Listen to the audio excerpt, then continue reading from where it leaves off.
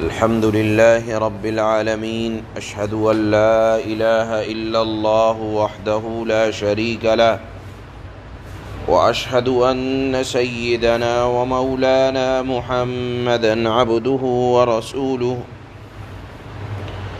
أما بعد فأعوذ بالله من الشيطان الرجيم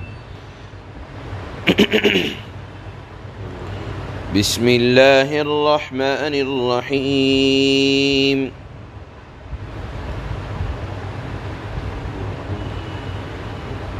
الله الذي خلق السماوات والأرض وما بينهما في 6 أيام ثم استوى على العرش ما لكم من دونه من ولي ولا شفيع أفلا تتذكرون يدبر الأمر من السماء إلى الأرض ثم يعرج إليه في يوم كان مقداره 1000 سنة مما تعدون ذلك عالم الغيب والشهادة العزيز الرحيم صدق الله مولانا العلي العظيم۔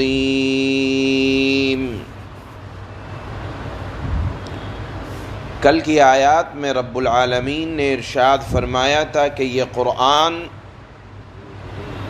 اس رب نے اتاری ہے جو تمام عالم کا محافظ بھی ہے، پالنہار بھی ہے، اور اتارنے کا مقصد قرآن کا یہ ہے کہ اے نبی صلی اللہ علیہ وسلم آپ لوگوں کو متنبہ کریں، ان کو آگاہ کریں، ان کو سمجھائیں، ان کو بتلائیں کہ اگر برے اعمال کرو گے تو اس کی سزا بھگتنے کے لیے تیار رہو، اور ڈرانے کا بھی مقصد کم ہمتی اور بزدلی پیدا کرنا نہیں ہے، بلکہ مقصد یہ ہے کہ لوگ نافرمانی سے بچ کر فرمانبرداری کی طرف آ جائیں۔ اب آج کی آیات میں اللہ یہ ارشاد فرما رہے ہیں کہ جس رب نے یہ کتاب اتاری ہے اس نے آسمان اور زمین اور آسمان اور زمین کے درمیان جو کچھ مخلوق ہے ان کو 6 دنوں میں پیدا فرمایا، اور پھر عرش پر جو کہ مشابہ ہے سلطنت کے تخت کے، اس طرح جلوہ افروز ہوا جو شان ہے میرے اللہ کی۔ یہاں اللہ نے یہ ارشاد فرمایا کہ ربکم اللہ الذی خلق السماوات والارض، کہ اللہ نے آسمان اور زمین کے درمیان جو کچھ ہے اس کو 6 دنوں میں پیدا فرمایا۔ اب یہاں 6 دن سے مراد کون سے 6 دن ہیں؟ کیا یہ دنیا کے 6 دن مراد ہیں، یا عالم غیب کے 6 دن مراد ہیں کہ جہاں کا ایک دن 1000 برس کے برابر ہے، جیسا کہ اللہ نے دوسری جگہ ارشاد فرمایا فی یوم کان مقدارہ 1000 سنۃ مما تعدون، کہ آخرت کا ایک دن 1000 سال کے برابر ہے۔ اسی طرح سورہ حج میں ارشاد فرمایا وَإِنَّ يَوْمًا عِنْدَ رَبِّكَ كَأَلْفِ سَنَةٍ مِّمَّا تَعُدُّونَ، کہ تمہارے پروردگار کے پاس ایک دن 1000 سال کا ہے۔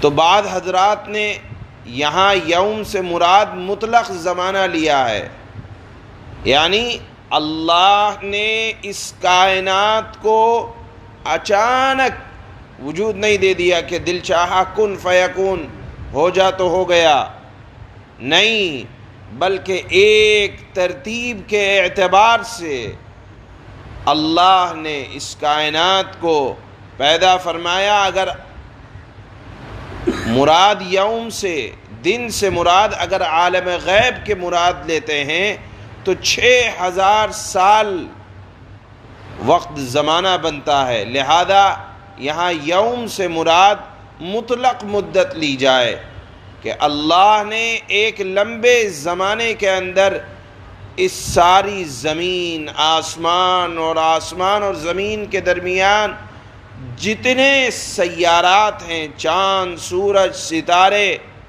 سب کو اچانک یکایک بنا کر کھڑا نہیں کیا، اگرچہ یہ کام یعنی اچانک بنا کر کھڑا کرنا ایک لمحے کے اندر، اگرچہ یہ کام اللہ کے لیے مشکل نہیں ہے، لیکن پھر اللہ نے اس کائنات کو بنانے اور سنوارنے کے لیے اتنا وقت کیوں لیا؟ تو اس کے سلسلے میں علماء نے لکھا ہے کہ انسان کو یہ تعلیم دینے کے لیے کہ اللہ کا ہر کام تدریجی طور پر ہوتا ہے۔ تدریجی طور پر کا مطلب یہ ہے کہ آہستہ آہستہ آہستہ اللہ کا کام ہوتا ہے۔ جیسے مثال کے طور پر آپ دیکھیں، اللہ قادر ہے اس بات پر کہ ایک لمحے میں ماں کے پیٹ میں نطفہ پڑے، ایک لمحے کے اندر حمل ہو، ایک ہی لمحے کے اندر وضع حمل ہو جائے، ایک ہی لمحے کے اندر بچہ بول بھی پڑے، جس طرح حضرت عیسیٰ علیہ السلام کے ہاں ہوا۔ لیکن یہ اللہ کا قانون نہیں ہے۔ اللہ کا قانون یہ ہے کہ کسی بھی چیز کو ترقی دینے کے لیے یکایک نہیں کرتے۔ اللہ کا دستور یہ ہے ہلکے ہلکے ہلکے، تاکہ انسان کو یہ تعلیم دی جائے کہ ہر عمل کے اندر میانہ روی کے ساتھ آگے بڑھا جائے۔ حضرت انس ابن مالک رضی اللہ تعالی عنہ سے روایت ہے کہ حضور صلی اللہ علیہ وسلم نے ارشاد فرمایا، آہستہ روی یعنی آہستگی سے چلنا یہ رحمان کی طرف سے ہے، اور جلد بازی یہ شیطان کی طرف سے ہے۔ تو اللہ کا ایک ہے قانون، اور ایک ہے قانون سے ہٹ کر اللہ کا معاملہ۔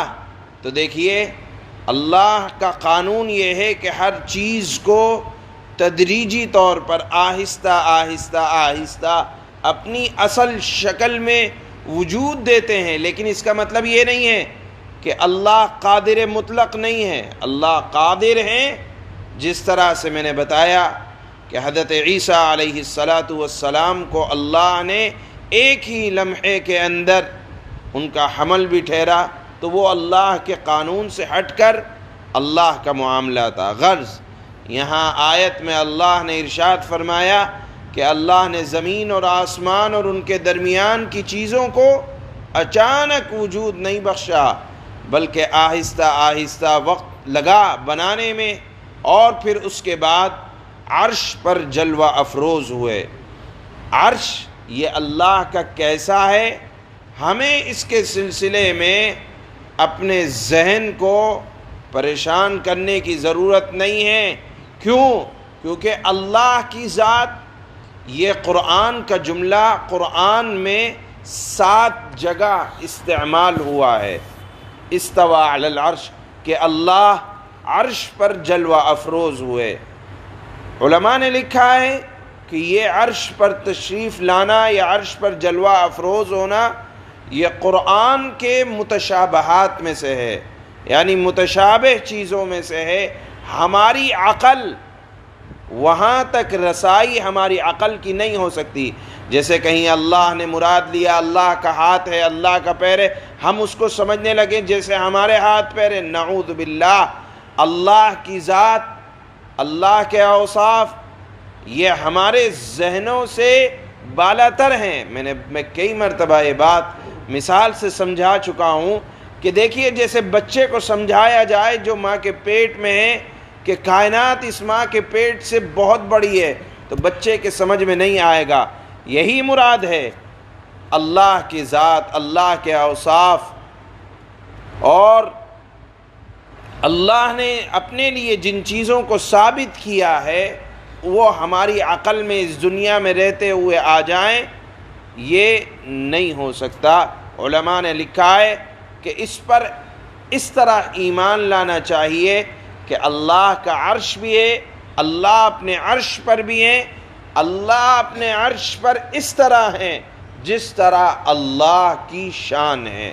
حضرت امام مالک رحمہ اللہ نے فرمایا کہ دیکھو، الاستواء علی العرش، استواء علی العرش یعنی اللہ کا عرش پر ہونا، یہ معلوم ہے، قرآن میں اللہ نے بیان فرمایا، لیکن والکیفیت مجہول، اللہ عرش پر کس طرح ہے؟ جس طرح ہم تخت پر بیٹھتے ہیں، کیا اس طرح؟ نہیں، یہ کیفیت اللہ کا عرش پر ہونا، یہ کیفیت مجہول ہے۔ والسؤال عنہ بدعۃ، اس کے بارے میں سوال کرنا کہ اللہ عرش پر کس طرح بیٹھے ہیں، جس طرح بادشاہ بیٹھتا ہے اس طرح ہے یا کس طرح ہے، لکھا ہے امام مالک نے کہ اس کے بارے میں سوال کرنا یہ بدعت ہے۔ والایمان بہ واجب، ہاں اللہ عرش پر ہیں، اس پر ہمیں ایمان لانا یہ واجب ہے۔ تو آیت میں اللہ نے فرمایا کہ اللہ وہ ہے جس نے آسمان اور زمین کو اور اس کی مخلوق کو جو ان کے درمیان ہے 6 دن میں پیدا فرمایا، پھر اللہ عرش پر مستوی ہوئے۔ اللہ فرماتے ہیں ما لکم من دونہ من ولی ولا شفیع، کہ اللہ کے علاوہ نہ تو تمہارا کوئی مددگار ہے نہ سفارش کرنے والا ہے۔ اللہ کے نبی کی دعوت یہ تھی کہ توحید پر قائم رہو، دینے والی ذات اللہ کی، لینے والی ذات اللہ کی۔ اللہ اگر دینے پہ آئے تو کوئی لے نہیں سکتا، اللہ اگر لینے پر آئے تو کوئی دے نہیں سکتا۔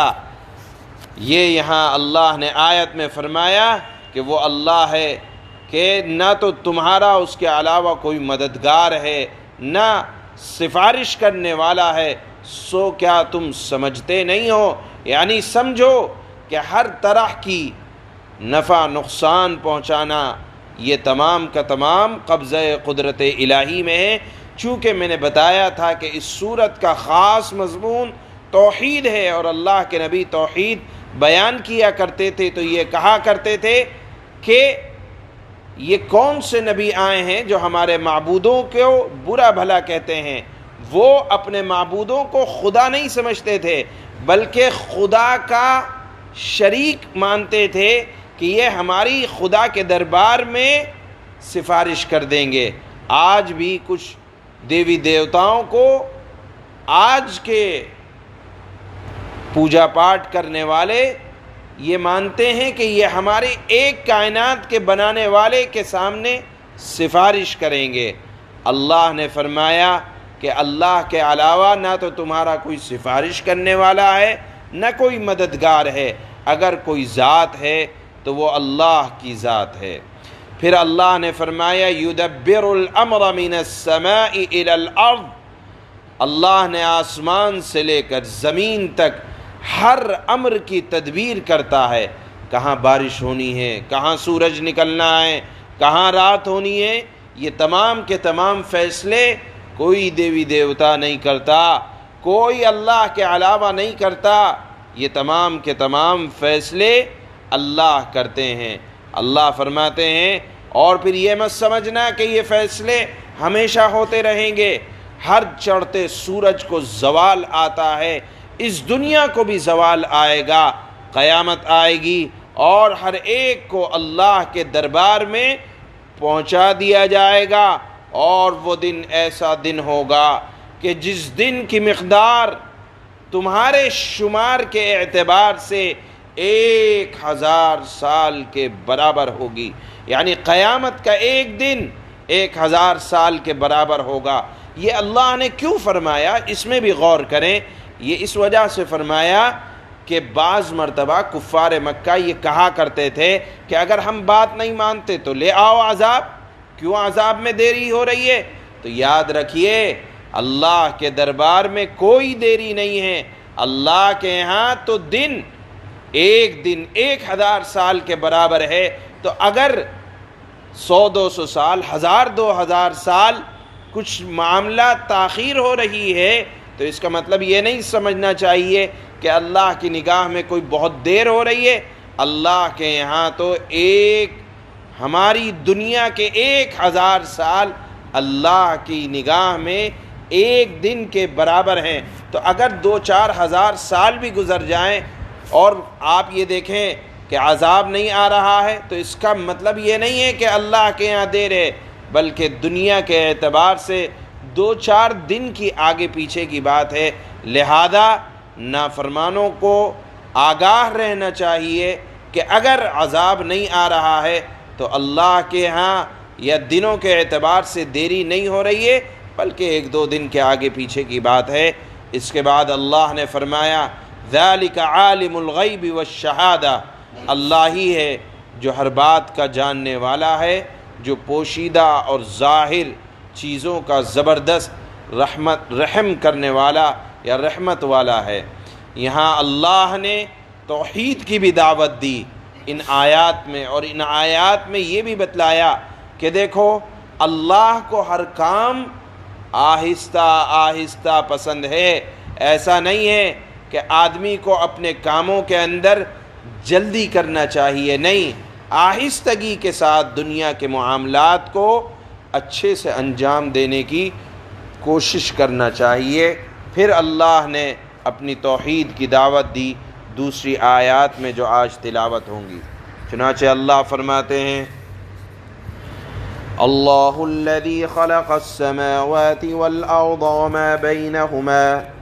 وما بينهما في 6 أيام ثم استوى على العرش ما لكم من دونه من ولي ولا شفيع افلا تتذكرون۔ ہمارا اللہ وہ ہے، یا اللہ وہ ہے جس نے آسمانوں اور زمین کو اور آسمان اور زمین کے درمیان ساری چیزوں کو 6 دن میں پیدا کیا۔ میں نے بتایا یہ اللہ کا قانون ہے، اللہ اگر چاہتا تو 1 منٹ میں بھی پیدا کر سکتا تھا، لیکن انسانوں کو تعلیم دینے کے لیے کہ اللہ کا مزاج یہ ہے کہ اللہ تدریجاً آہستہ آہستہ کسی چیز کو بناتا ہے۔ پھر اللہ نے عرش پر استوا فرمایا، یعنی اللہ عرش پر جلوہ افروز ہوئے۔ کس طرح ہوئے، کیا ہوئے، یہ کیفیت مجہول ہے، اور اس کے بارے میں زیادہ سوال کرنا بھی بدعت ہے، کیونکہ ہمارے ذہن میں نہ اللہ کا عرش آ سکتا ہے، نہ اللہ کی ذات آ سکتی ہے۔ ہاں یہ کہنا ضروری ہے کہ اللہ عرش پر اس طرح ہے جیسے اللہ کی شان ہے۔ اللہ کے علاوہ نہ تمہارا کوئی رکھوالا ہے، اللہ کے علاوہ نہ تمہارا کوئی سفارشی ہے، یعنی کوئی دنیا کا بت یہ اللہ کے سامنے سفارش نہیں کر سکتا، بول بھی نہیں سکتا، سفارش کرنے کی تو بات دور کی۔ کیا پھر بھی تم کسی نصیحت پر دھیان نہیں دیتے؟ يدبر الأمر من السماء إلى الأرض ثم يعرج إليه في يوم كان مقداره 1000 سنة مما تعدون۔ وہ آسمان سے لے کر زمین تک ہر کام کا انتظام خود کرتا ہے، کس جانور کو کتنی روزی دینی ہے، کس انسان کو کتنا کرنا ہے۔ اللہ کو ضرورت نہیں ہے اپنے گورنر اور وزیر رکھنے کی، اللہ اپنے کام خود کرتا ہے۔ پھر وہ کام ایک ایسے دن میں اس کے پاس اوپر پہنچ جاتا ہے جس کی مقدار تمہاری گنتی کے حساب سے 1000 سال ہوتی ہے، یعنی ہر چیز کا انتظام ہونے کے بعد اس کا اختتام بھی ہوگا، اور وہ قیامت کا دن ہوگا۔ ذَلِكَ عَالِمُ الْغَيْبِ وَالشَّهَادَةِ الْعَزِيزُ الرَّحِيمُ، وہ ہر چھپی اور کھلی چیز کا جاننے والا ہے، جو دل میں ہے وہ بھی جانتا ہے، جو زبان سے نکل رہی ہے وہ بھی جانتا ہے، جو زمین کے اوپر ہے وہ بھی جانتا ہے، جو پتھر کے اندر ہے وہ بھی جانتا ہے۔ وہ ہر چھپی اور کھلی چیز کا جاننے والا ہے۔ اللہ وہ ہے جس کا اقتدار بھی کامل ہے، اللہ وہ ہے جس کی رحمت بھی کامل ہے۔ سبحان اللہ.